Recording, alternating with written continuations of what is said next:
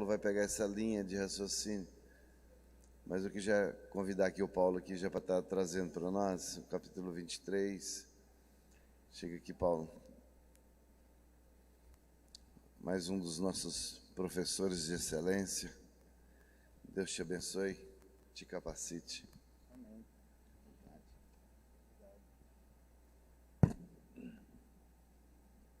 Graças e paz.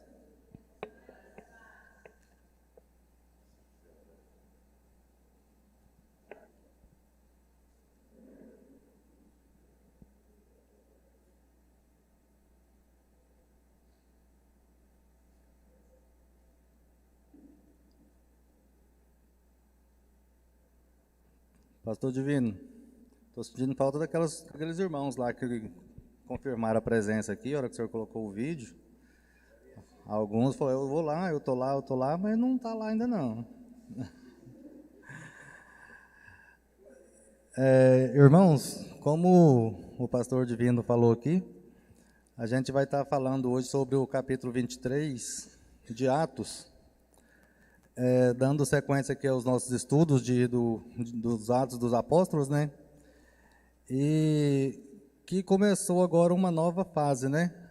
A pastora Alessandra falou sobre a prisão do apóstolo, e depois a irmã Alessandra veio e falou também sobre a estadia dele na prisão, né? Como foi conduzido. Então, nós vamos dar continuidade aqui. O pastor Divino falou que com relação ao domínio próprio de Paulo, eu acho que eu vou falar alguma coisa nesse sentido, pastor Divino. Não sei se vai estar no mesmo contexto que o senhor achou. Mas, assim, eu quero falar aqui, eu quero falar sobre Nesse capítulo, nós vamos ter a oportunidade de ver várias facetas de Paulo, né? Assim, usando a inteligência e a expertise dele para se livrar das atrocidades que ele foi cometido. Mas, assim, quando a gente fala expertise, dá um sentido duplo, né? Mas aqui é um sentido bom, porque ele sempre faz isso, mas sempre dentro da palavra de Deus. Então, nós vamos estar falando um pouquinho sobre isso. Mas antes eu quero comentar sobre os capítulos anteriores. Duas passagens que eu, estudando para frente aqui, eu achei interessante voltar, e eu encontrei duas coisas assim que eu achei interessante citar. No capítulo 9, em relação à conversão de Paulo, eu gostaria de destacar duas coisas que me despertou. A primeira coisa, no versículo 5, onde está escrito: e ele disse, quem és, Senhor? Ele disse, eu sou Jesus, a quem tu persegues. Duro é para ti recalcitar contra os aguilhões. Nesse pequeno trecho aqui, o que me despertou atenção é porque eu já havia lido, inclusive nos estudos, eu já tinha visto também, essas duas palavras, recalcitar e aguilhões. Quando a gente lê, não tem muito sentido, assim, porque a gente não sabe o significado das palavras. Aí eu fui olhar, aí eu vi que no mundo antigo, o aguilhão era uma vara. Eu conhecia, o pastor Geraldo também, ele já fala que a origem dele é lá de Morrinhos, né, da zona rural. Então a gente conhece aqui no Goiás como ferrão de boi. Então era uma vara que eles usavam para cutucar os bois, quando os bois não obedeciam a ordem que eles davam. Então, os aguilhões que Jesus fala para Paulo, né? Duro é para ti recalcitar contra os aguilhões. E a palavra recalcitar demonstra uma resistência para obedecer. Por isso precisava do aguilhão. Saulo havia resistido ao aguilhão de Deus por algum tempo, mas finalmente, em uma viagem para Damasco, por meio de um encontro com Jesus ressuscitado, decidiu parar de lutar. Então, aqui ele viveu a vida toda lutando contra esses aguilhões. Ele viveu a vida toda dele até esse primeiro encontro que ele teve com Jesus, recalcitando, né, contra os aguilhões. Aí, nesse momento, Jesus falou para ele, né, que duro é para ti recalcitar contra os aguilhões. E trazendo para a nossa vida hoje, esses aguilhões as dificuldades que a gente encontra, né, para estar levando a palavra de Deus. Às vezes a gente se depara com um certo ambiente que a gente encontra uma dificuldade. Eu vou estar falando disso mais para frente, então não vou falar agora não. A segunda coisa que eu achei interessante, que na parte A do versículo 6, quando Saulo diz: "E ele, tremendo e atônito, disse: Senhor, o que queres que faça?" Aqui nas duas partes, aqui ele acabou de ouvir a voz de Jesus e ele chamou Jesus de Senhor. Então, no subconsciente dele, ele já sabia quem era. Ele pergunta: Senhor, quem és tu? Mas para ele chamar de Senhor, eu acredito que ele já sabia quem que era, de quem que se tratava. E quando ele fez aqui no versículo 6 também, ele falou novamente: Senhor, o que queres que faça? Então, assim, ele já sabia que ele tinha uma predestinação, ele já sabia que o caminho dele era esse, mas os aguilhões não estavam deixando ele seguir. E a partir desse momento, ele resolveu, através desse encontro, né? Eu ia falar uma visão, mas não foi uma visão. Através desse encontro que ele teve com Jesus, ele decidiu parar de lutar contra esses aguilhões. No versículo 9, no 23,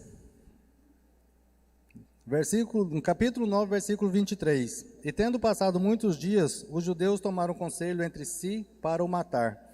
Aqui no capítulo 9 começou a saga dos judeus para matar Paulo.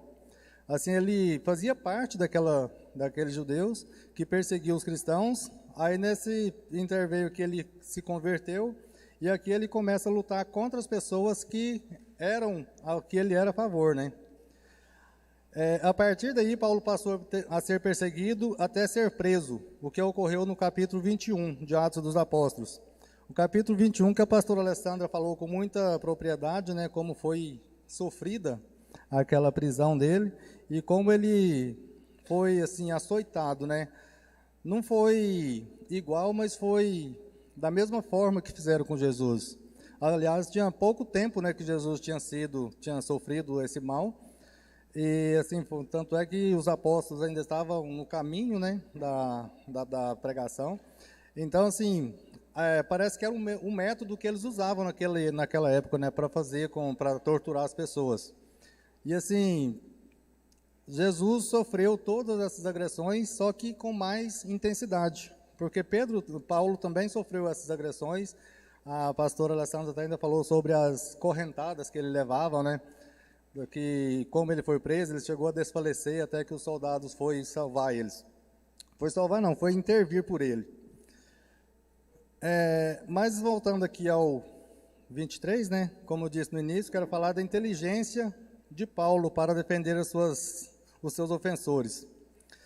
Logo nos primeiros versículos deste capítulo, vemos que Paulo sendo levado ao Sinédrio, esse Sinédrio que ele fazia parte no passado, e colocando em xeque a autoridade da pessoa que ocupava o lugar de sumo sacerdote, expondo sua deslealdade ao mandar alguém bater em sua boca, algo que o sumo sacerdote, que é um representante de Deus, não faria.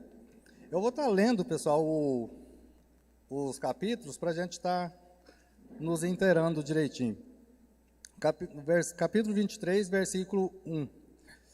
Fitando Paulo os olhos do Sinédrio, disse: Varões, irmãos, tenho andado diante de Deus com toda a boa consciência até o dia de hoje.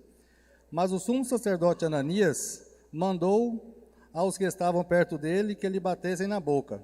Então lhe disse Paulo: Deus há de ferir-te, parede branqueada. Tu estás aí sentado para julgar-me segundo a lei, e contra a lei mandas agredir-me. Aqui também, pessoal, eu vi uma coisa interessante, que a gente, quando lê, a gente não tem noção do que está falando. Quando ele fala que Deus há de ferir-te, parede branqueada. Eu estudei um pouco, a minha esposa ganhou uma Bíblia de estudo, aí naqueles quadrinhos tem uma pequena descrição disso, eu procurei na internet também. Internet tem várias coisas, né? A gente tem que filtrar muito. mas assim, tem uma coisa que condiz com o que estava na Bíblia. Parede branqueada aqui, branquiçada, ou tem várias versões que vai falar, geralmente é parede branca ou parede branqueada. Está se referindo a uma parede igual essa aqui que é pintada de branco, quando você pinta ela está novinha, bonitinha. Mas você não sabe o que está por dentro. Geralmente por dentro os tijolos, a massa, aquele negócio ali, não é um negócio muito bonito. Antes de colocar o chapisco, é só o tijolo, depois coloca o chapisco, depois o reboco, e ela vai melhorando de dentro para fora. E aqui Paulo estava falando que ele era quase igual a essa parede. Em outra versão, que eu consegui na internet também, fala que está se referindo a um sepulcro, porque os sepulcros daquela época, eles eram pintados de branco e ficava bonitinho por fora, mas por dentro estava tudo podre, tudo apodrecendo, tudo perdido. Então ele compara esse sumo sacerdote como essas coisas, como um sepulcro ou como uma parede, que você vê está toda bonitinha, lisinha, pintadinha, mas que por dentro não tem nada que presta, não tem nada de bom. Por isso que ele fala que Deus há de ferir-te, parede branqueada. E realmente, se a gente olhar a história, depois, eu acho que parece que 9 ou 11 anos depois, esse sumo sacerdote ele foi assassinado pelos próprios companheiros dele. Se eu estiver errado, depois vocês me puxam a orelha aí.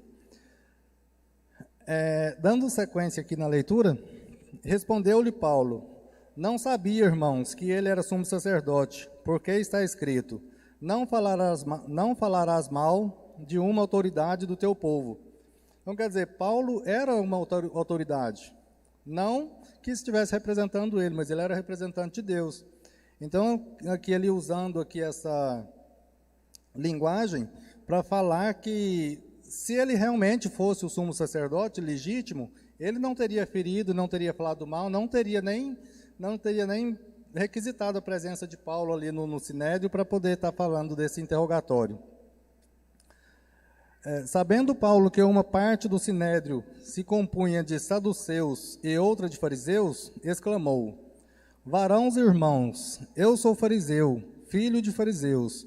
No tocante à esperança e à ressurreição dos mortos, sou julgado.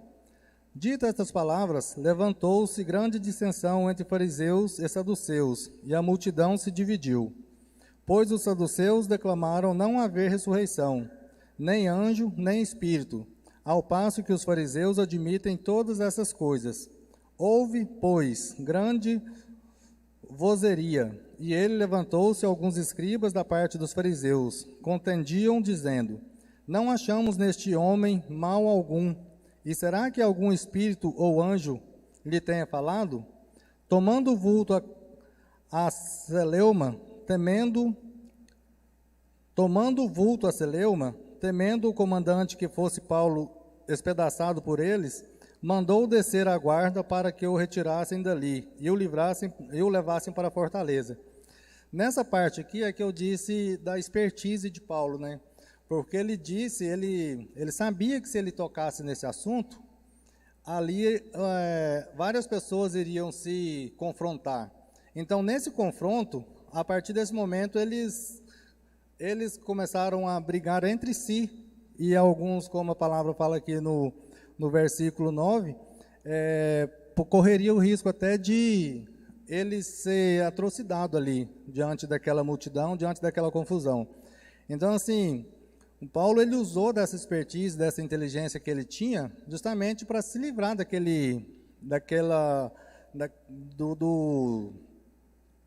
ali eles teriam uma espécie de inquérito, né? Eles iriam fazer as perguntas para ele justificar que eles estavam ali. Então, ele, usando dessa sabedoria dele, é claro que ele correu um risco, né? Muito grande. Apesar de ele ter usado dessa forma aqui, ele correu um risco muito grande, porque se as coisas tivessem tomado outras proporções, ou se o comandante não tivesse decidido ali naquele exato momento, ele poderia ter sido até morto, não de forma que eles queriam, né, que eles morressem. Tanto é que nos capítulos anteriores eles declararam que realmente queriam matá-lo, né? Desde o capítulo 9, nessa pequena parte que eu li aqui, eles estão querendo matar Paulo. Então, essa saga de querer matar Paulo vem há muito tempo. E, como eu disse, assim, a inteligência de Paulo acabou livrando ele desse interveio, né? Então, ele pôde se safar, assim, usando essas palavras, confrontando o sumo sacerdote, que teoricamente não seria uma coisa boa para ele, porque se ele não tivesse falado dessas outras palavras depois, e a multidão não tivesse, o conselho que estava ali representando os fariseus e os saduceus, não tivessem tido essa revolução que eles tiveram lá, essa rebelião, então o próprio sumo sacerdote poderia ter tomado outras atitudes. Mas ele fez uma sequência de palavras ali que acabou levando ele a ser tirado daquele ambiente, não liberto, né, mas tirado daquele ambiente e levado para a fortaleza em segurança. A partir daí, quando ele foi levado para a fortaleza, ele passou o dia e na próxima noite foi um momento assim muito especial na vida de Paulo, porque foi no exato momento em que Jesus apareceu para ele pela segunda vez. Aqui no capítulo 11, fala assim: na noite seguinte, o Senhor, pondo-se ao lado dele, disse: coragem, pois do modo por que me deste testemunhos ao meu respeito em Jerusalém, assim importa também que o faças em Roma.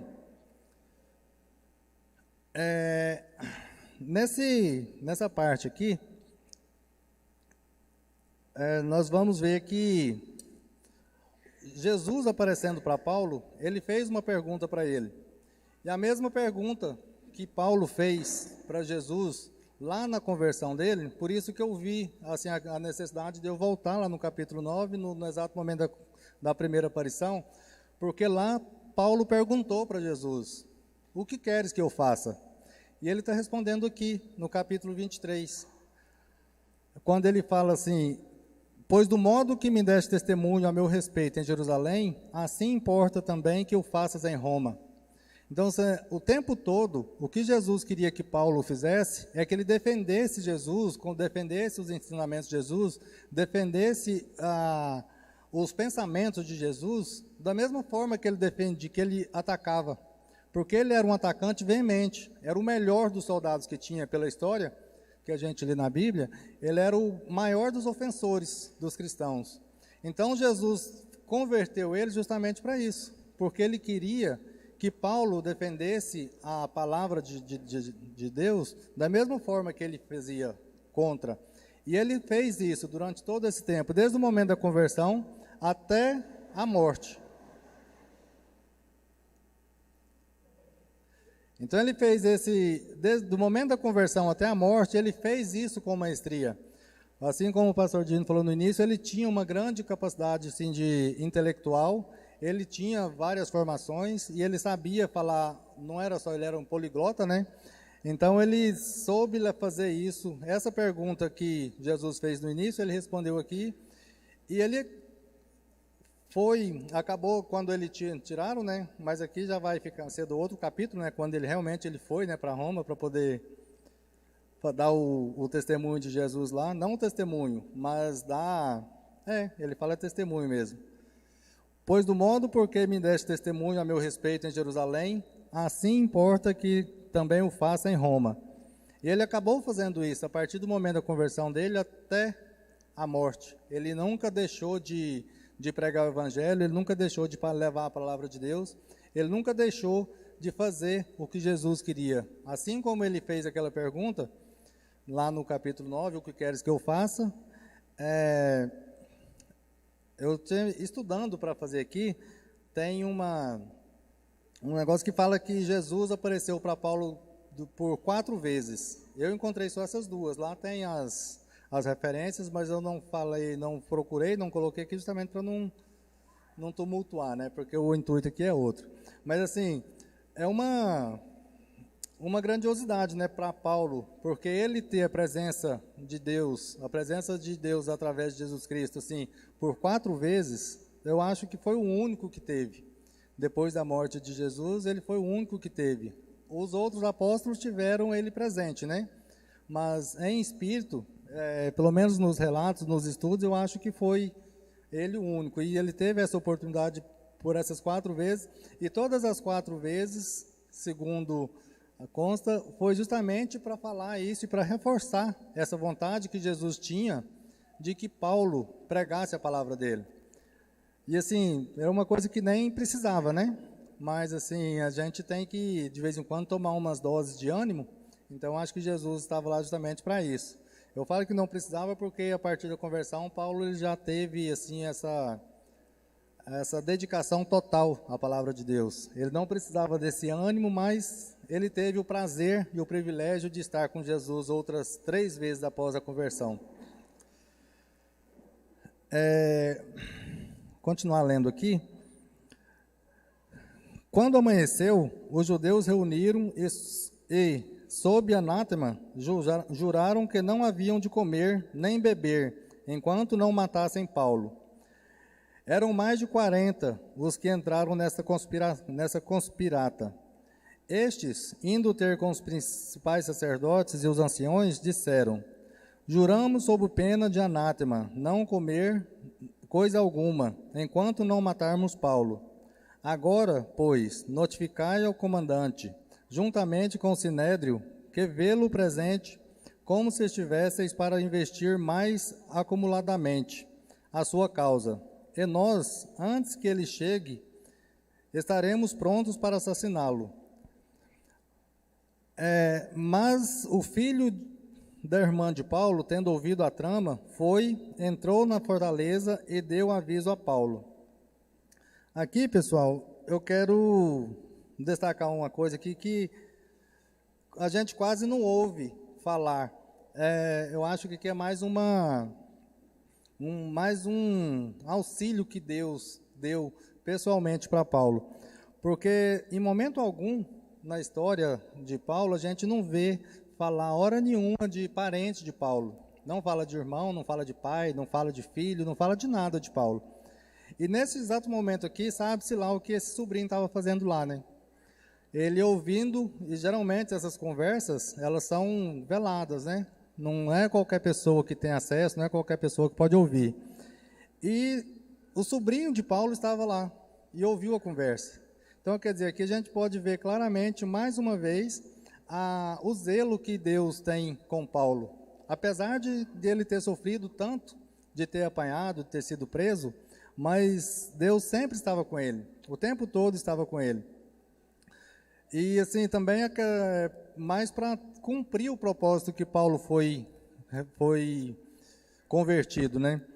Porque assim como Jesus veio com uma missão, Paulo também teve essa missão. Não que eu estou comparando, mas eu estou falando assim, com relação à missão, Paulo tinha essa missão a partir da conversão dele, então ele tinha que passar por essas coisas. E nesse momento aqui, o sobrinho, ouvindo, ele foi e falou com o comandante. E o comandante, que não tinha nada a ver, que ele podia até ter deixado acontecer, e ele entrou em defesa de Paulo. Dando sequência na leitura aqui, então este, chamando um dos seus centuriões, disse: leva este rapaz ao comandante, porque tem alguma coisa a comunicar-lhe. Tomando-o, pois, levou-o ao comandante, dizendo: o preso Paulo, chamando-me, pediu-me que trouxesse à tua presença este rapaz, pois tem algo a dizer-te. Tomou-o pela mão o comandante e, pondo-o à parte, perguntou-lhe: que tens a comunicar-me? Respondeu ele: os judeus decidiram rogar-te que amanhã apresentes Paulo ao sinédrio, como se houvesse a se inquirir mais acuradamente a seu respeito. Tu, pois, não te deixas persuadir, porque mais de 40 entre eles estão pactuados entre si, sob anátema de não comer nem beber, enquanto não matarem. E, agora, estão prontos esperando a tua promessa. Então o comandante despediu o rapaz, recomendando-lhe que a ninguém dissesse ter-lhe trazido estas informações. Aqui, o mais importante dessa parte aqui do capítulo, dessa parte, esses dois últimos versículos aqui, o 23 e o 24, chamando 2 centuriões, ordenou: tende prontidão, desde a hora 3ª da noite, 200 soldados, 70 da cavalaria e 200 lanceiros, para irem até Casareia. Preparai também animais para fazer Paulo montar e ir com segurança ao governador Félix. E o comandante escreveu uma carta nestes termos.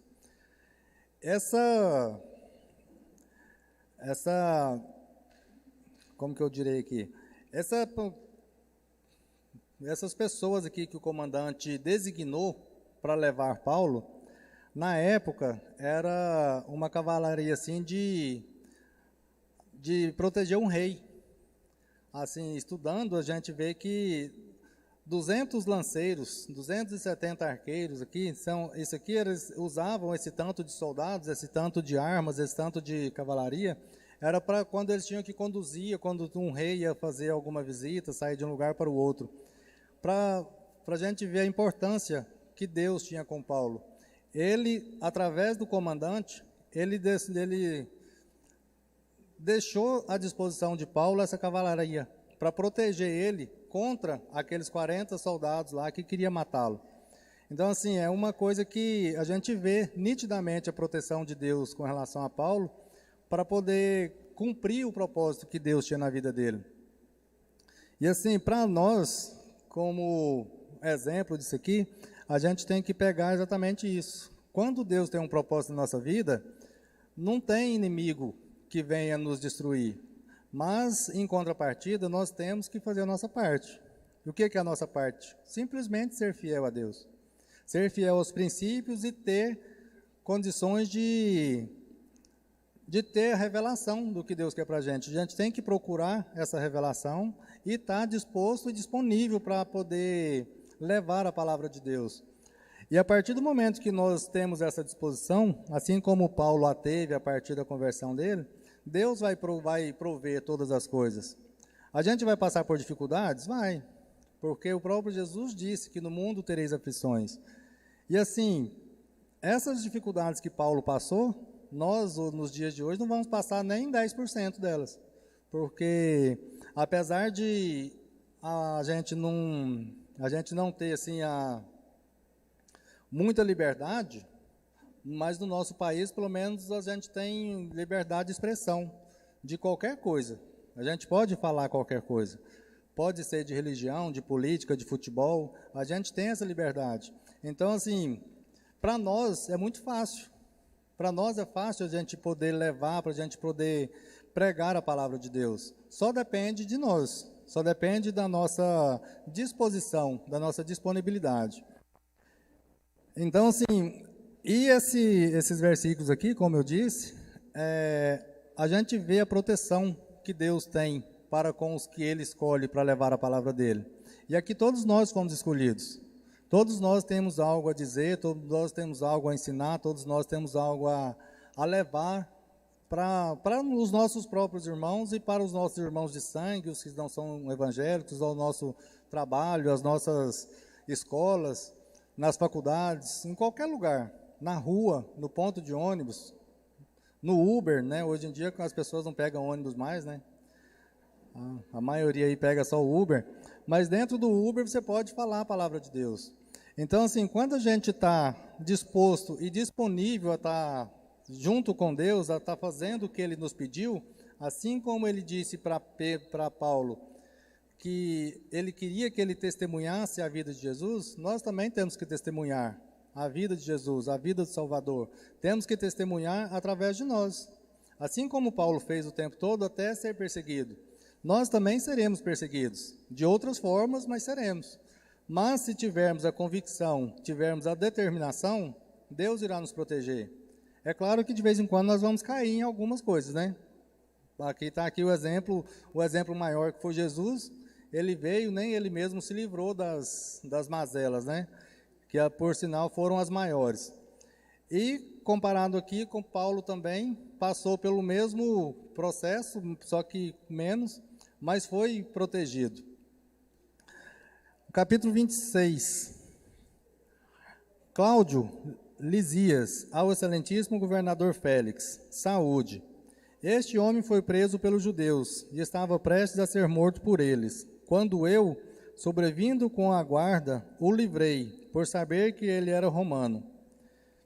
Querendo certificar-me do motivo por que o acusavam, fi-lo descer ao sinédrio deles. Verifiquei ser ele acusado por coisas referentes à lei, que os rege, nada, porém, que justifique morte ou mesmo prisão. Sendo eu informado que ia haver uma cilada contra o homem, tratei de enviá-lo a ti, sem demora, intimando também os acusadores a irem dizer, na tua presença, o que há contra ele.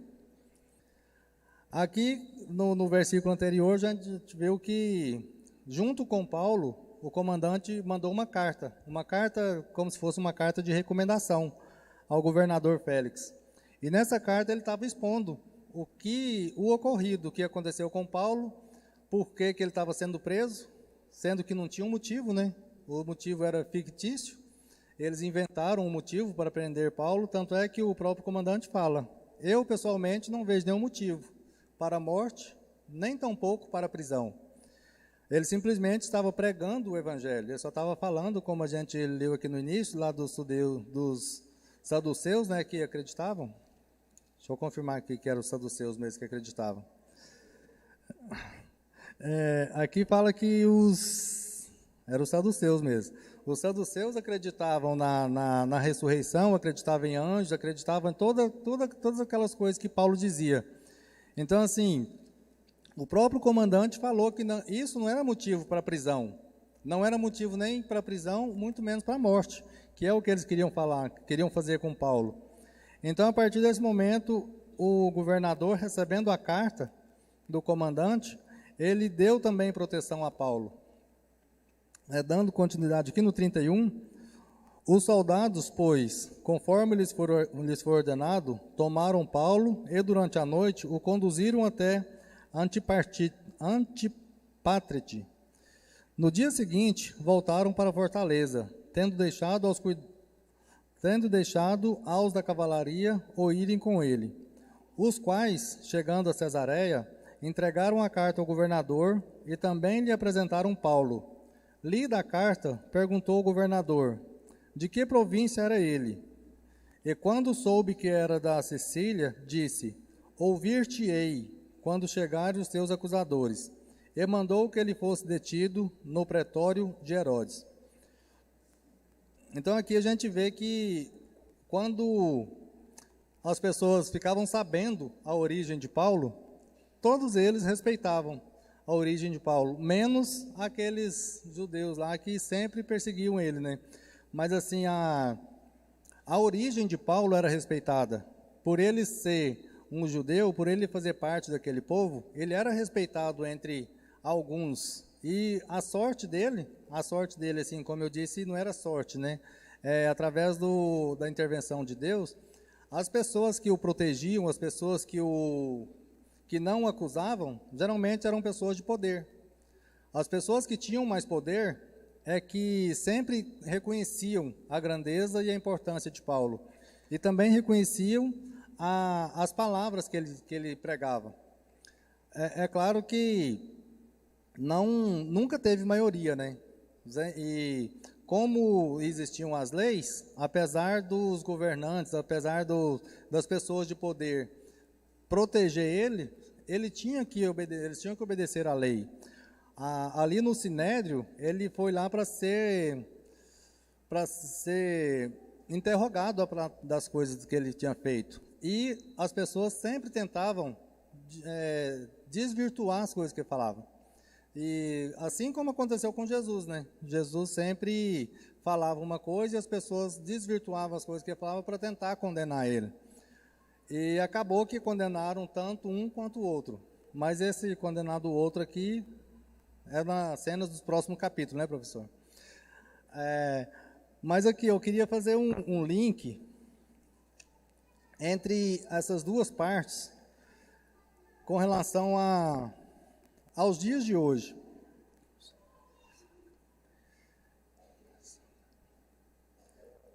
E agora, hein?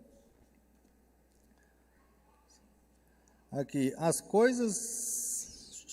Juntamente com Paulo foi enviado ao governador uma carta relatando todo o ocorrido desde a chegada de Paulo ao Sinédrio. Conclusão. As coisas de Deus realmente não têm explicação. Desde a conversão de Paulo, coisas impossíveis aos olhos humanos aconteceram na vida dele. A maior lição que podemos tirar desse capítulo é a coragem de Paulo de sempre dizer a verdade sobre Deus, sempre levar a palavra de Deus por onde ele andasse, mesmo sabendo dos riscos que correria no meio em que vivia, mesmo porque já havia feito parte daqueles que o julgavam. Por isso sabia da capacidade que eles tinham de julgar quem pregava a palavra. Então, assim, a gente vê que a coragem de Paulo, assim como o pastor Divino falou aqui no início, ele tinha o domínio próprio, ele sabia usar as palavras, ele sabia se comportar de acordo com a situação em que ele se encontrava. E isso é uma lição que devemos trazer para nós, porque às vezes nós nos sentimos intimidados a falar a palavra de Deus em certos ambientes, seja por timidez, por receio de como será aceito pelas pessoas ou por várias outras coisas. Uma das coisas que mais pegam é a timidez. Eu creio que uns 60%, 70% das pessoas que não falam da palavra de Deus é por timidez. Pode ser timidez mesmo, porque a pessoa é tímida, pode ser timidez trazida pelo ambiente. Às vezes a pessoa intimida, o ambiente que a pessoa vive, às vezes intimida a pessoa a estar falando da palavra de Deus. Mas aqui, eu acho que a maior lição que a gente pode tirar, que a gente deve tirar desse capítulo, é exatamente a coragem de Paulo. A coragem que ele sempre teve de estar levando a palavra, a coragem que ele sempre teve de estar convicto dos pensamentos dele, que ele não desvirtuou, hora nenhuma.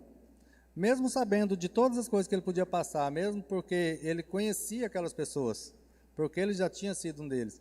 E da mesma forma, a maioria de nós, eu acho que a maioria de nós não nasceu num lar cristão. Talvez vocês, mas não, né? Quando já era. Então, assim, no meio nosso aqui, eu acho que poucas pessoas nasceram já num lar cristão. Então, assim, como Paulo aqui, no próprio ambiente que ele vivia, ele sabia das coisas que aconteciam. Então, nós, nos dias de hoje, nós também sabemos das coisas que acontecem no nosso meio, na nossa família, no nosso trabalho.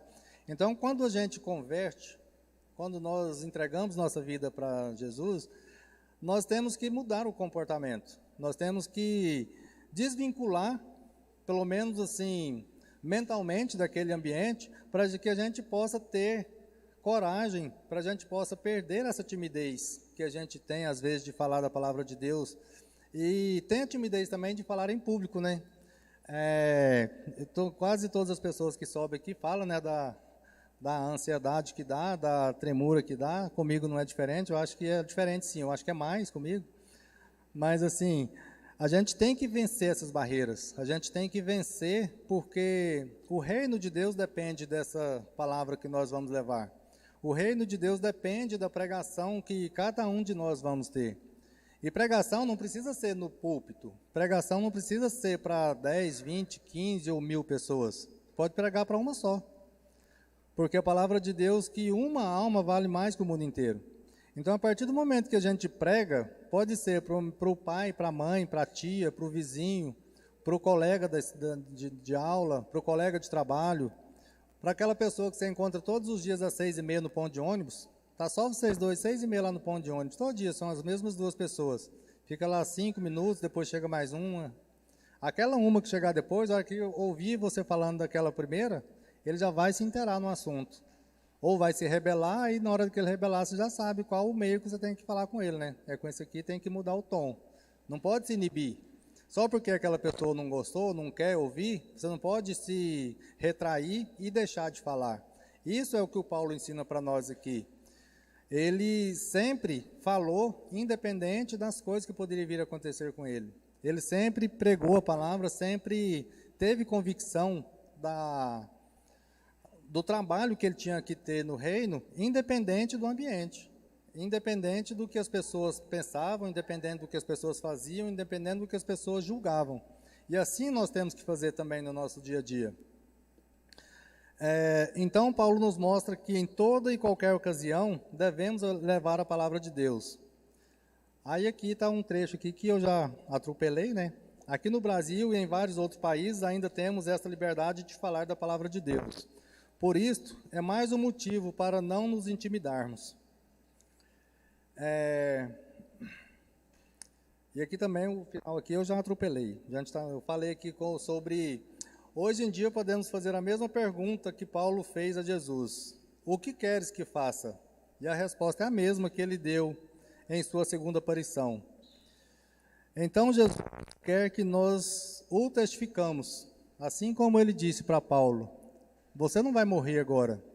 Essa rebelião que fizeram aqui, que tentaram te matar, tentaram te prender, tentaram te bloquear, isso não vai acontecer. Eu ainda tenho coisas para você fazer no reino.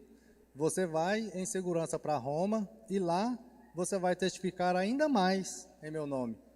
Então, assim, é isso que Deus quer que nós façamos. É isso que Jesus veio nos ensinar, que Paulo nos ensinou, que o pastor Geraldo nos ensina, que o pastor Divino nos ensina e que várias outras pessoas estão aqui para nos dar um exemplo. Então, assim, a gente não pode nos intimidar. A palavra mais correta é essa. E até as 24 horas é o negócio aqui, pastor Divino? É porque já são quase 21, até as 21, né? Vamos finalizar então, pessoal, trazendo assim para a gente essa reflexão, que o mais importante, no meu ver, talvez vocês lendo depois, porque assim o pastor Alexandre fala muito isso. Todos nós sabemos, mas o pastor Alexandre é que fala mais. Que cada hora que a gente lê a palavra, a gente tem uma revelação diferente. Talvez a gente não tenha uma revelação diferente, mas tem uma complementação daquela revelação que a gente já teve antes.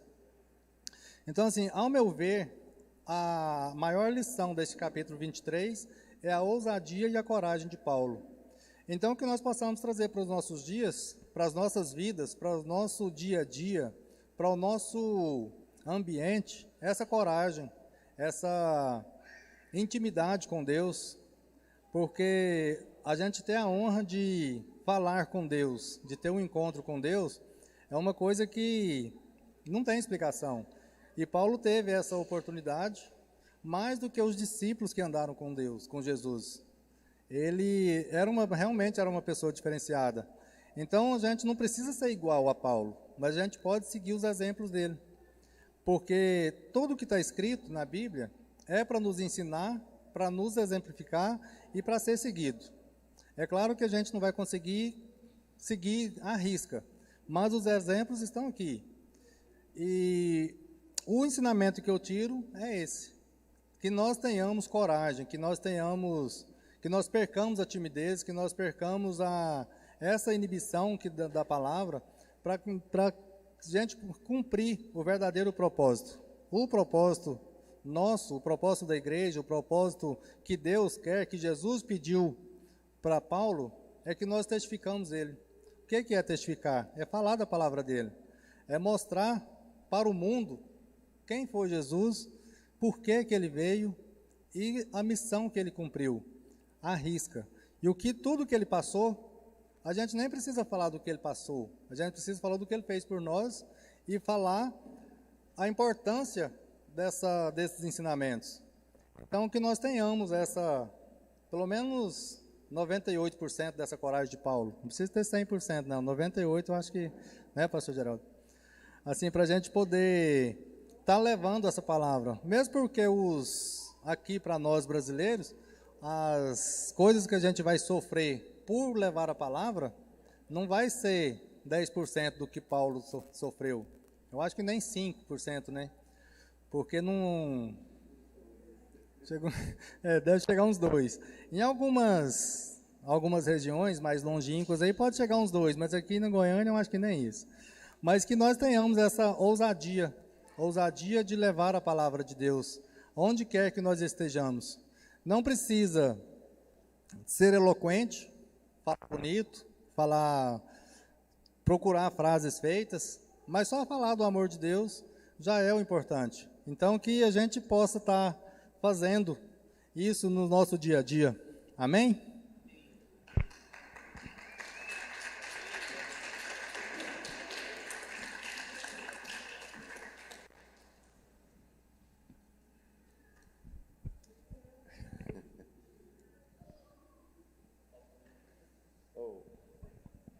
O Paulo arrebentou, fala a verdade, gente. Da primeira vez, ele estava no nervosismo, mas agora se arrebentou. Foi top. Obrigado, viu, Paulo? Obrigado. Obrigado. Foi muito bom mesmo. Bem explanado, bem explicado, bem ensinado. Olha só, domingo nós temos o nosso Café com Palavra. Não, é no próximo domingo, né? Mas o aniversário é junto com o Café com Palavra. E vai ter o almoço, o Café com Palavra, e vai ter o almoço após a ministração. Mas nesse domingo agora, nós temos as nossas 12 horas, né? As 12 tribos. Quem faz parte de uma tribo aí? É todos, né? Quem vai estar presente no domingo? Glória a Deus. Irmãos, quero louvar a Deus pela vida de vocês. Eu quero tirar uma selfie, sério. Eu não sei se foi aquele vídeo que eu mandei, mas, meu Deus, eu vou tirar uma selfie, porque eu estou muito feliz. Eu vou tirar.